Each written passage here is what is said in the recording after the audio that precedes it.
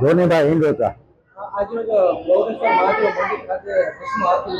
હાજી, આ શ્રાવણ મહિના નિમિત્તે આ ત્રીજો સોમવાર હતો અને પૂનમનો લાભ હતો, એટલે સાથે બધા ભેગા મળી અને ભસ્મ આરતીનું આયોજન કર્યું. જંગલ આરતીમાં રોજ 1 કલાક થાય સ્તુતિ સાથે.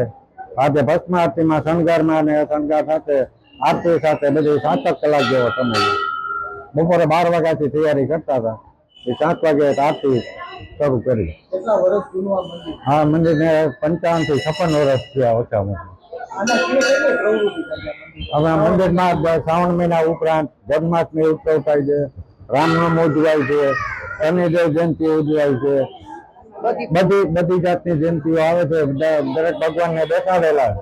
ગોરેશ્વર મહાદેવથી માંડી રામ દરબાર છે, ખોડિયારમાંનું છે, હનુમાન દાદાનું છે, ગણપતિ પરિવાર છે, સાંઈ બાબા છે, શનિદેવ છે, મેલડીમાં છે, રાધા કૃષ્ણ છે, બધા દેવી દેવતાઓને બિરાજમાન પ્રતિષ્ઠા સહિત કરેલા છે.